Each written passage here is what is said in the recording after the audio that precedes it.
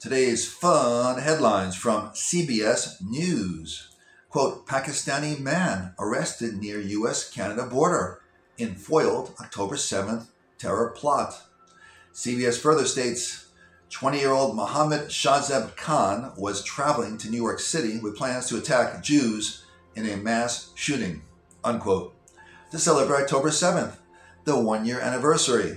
A wonderful mass killing, well deserving of a celebration. Question, why did this guy cross the Canada border?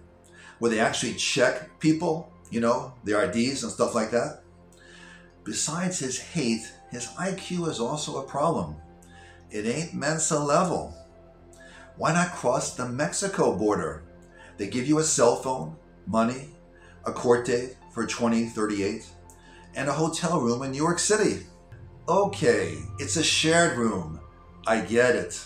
Some people love their privacy, especially when working with plastique. But the shared room is free. And you get to try arroz con pollo that your Guatemalan roomies cooked for you. That is a high energy dish. Let me tell you, you will need that energy. Shooting lots of Jews is very tiring. I know it looks easy and effortless in the video games, but it's not. And after you kill all those Jews, you'll still need energy to celebrate, to party. Aloha Snack Bar. There were big parties after the wonderful October 7th massacre. They gave out sweets that day throughout the Arab world, just like 9/11. V sign for victory being displayed in East Jerusalem today among jubilant Palestinians that the United States had been subject to this attack. Some videotape, I understand, that we're going to show you from the West Bank. These are Palestinian celebrations in the wake of Tuesday's terror attacks in the United States. Apparently, Palestinians took to the street chanting, "God is great." People were throwing candy, distributing candy to passersby.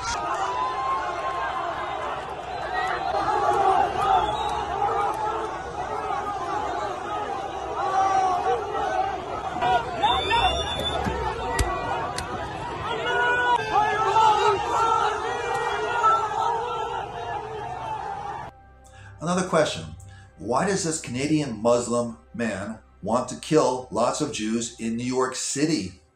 They're not Israelis. If your beef is with Israel, why kill Jews in New York or Canada or in France, Australia, etc.? Why? A religious war? Holy war we're talking about? Strange. I never heard of a Jew wanting to kill Arabs or Muslims outside the Middle East, like a Muslim in Canada or Brazil or Australia. Why would a New York City Jew want to kill a Muslim? He may want to sell the Muslim a diamond or a camera or a shmata, but killing him? No. That's not good business. That's really not how you get repeat customers.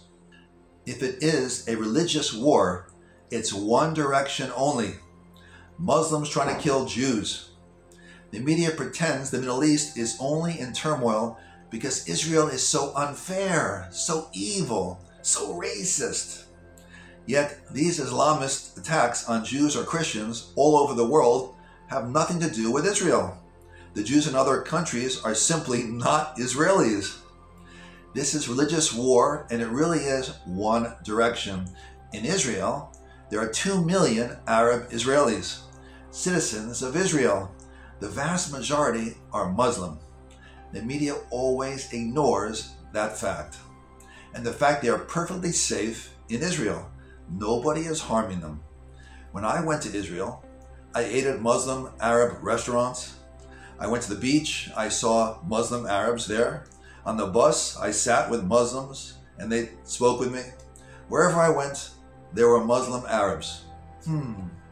Not quite the apartheid of the legacy media news propaganda, is it? Anyway, Islam is promoted as the religion of peace. More like the religion of pieces, because that's what you'll be in when they're done with you. Let's check Wikipedia. The list of Islamist terrorist attacks. It can't be too many, right? It says the list is, quote, incomplete. Apparently the internet in its entirety is not large enough to hold the full list of Islamist terrorist attacks. I wanted to see the meat, the take-home message of this article, so I scrolled down to the end. I see lots of attacks. World Trade Center bombing, 1993, it's a big one. 9/11, 2002 Bali bombings, that's famous. Spain, 2004, London Underground, 2005. Lots of bombings. It's so many bombings and attacks, my finger got sore just scrolling down the page. It literally takes you minutes to scroll down to the bottom of the, quote, incomplete list of Islamist terrorist attacks. Finally, the take-home.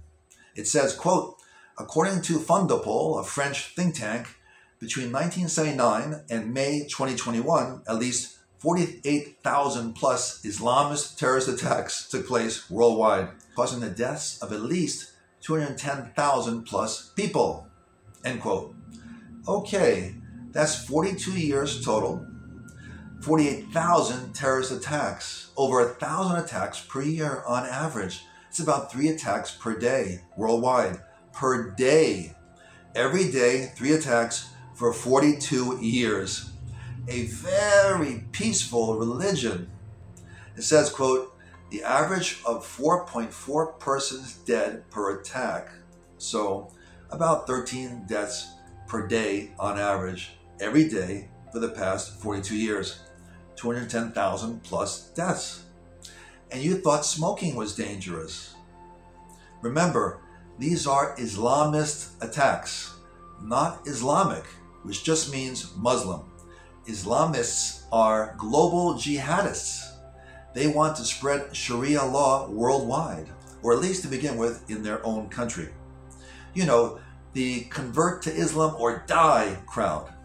You've heard of them. ISIS, Al-Qaeda, Hamas, the Muslim Brotherhood, Boko Haram. There are hundreds of these Islamist groups in many, many countries. It says Afghanistan was the country most affected by Islamist terrorism, followed by Iraq and Somalia. So do you really want to let Afghanis into your country? Hey, they're not all bad. So you get a few terrorists who will bomb your subways. No biggie. Don't be a racist. You'll likely get a few really good Afghani restaurants. Well worth the bombings. Have you tried sheer yak? It's delish. Iraqis and Somalis. You need to let those fighting age males into your country as well. Why? You gotta be diverse. Diversity means you cannot just have terrorists from one country. That's being a supremacist. You gotta take them from several places. Syria is a good choice. Pakistan, Palestinians from the West Bank or Gaza. Remember, diversity is good. That's what the mainstream media news tells us. And we always believe what they say. Wiki says, quote, the majority of Islamist attacks, about 90%, were in Muslim countries, and the victims were mainly Muslims in the same proportions, end quote. Wow. Muslim on Muslim terrorist attacks. Why does that sound so familiar? A bit like black on black crime. Can we still say that phrase? Black on black crime? Or is it banned? I don't know. Are we still ignoring all black deaths caused by other black people? That's also about 90%, I've read. So 90% of Islamist terrorist attacks are in Muslim countries and they're against Muslims. That tells me getting rid of Jews will barely make a dent as far as reducing the number of Islamist terrorist attacks. But I thought Muslims would all live in peace if the Jews just disappeared. The media has been fooling me all these years. I am pretty gullible. These Muslim jihadists don't only hate Jews and Christians, they hate other Muslims. Those who are secular, you know, the ones who like to dance, and they hate Muslims who are not in their particular sect, you know, Shiite or Sunni. Plenty of hate there to go around. Well, at least this Pakistani terrorist was thwarted. he'll be in jail for at least a week or two, right? So let's end this video on that pleasant note. Hope you enjoy. If so, please like, subscribe, share. You know the drill. Hope to see you next video. Cheers.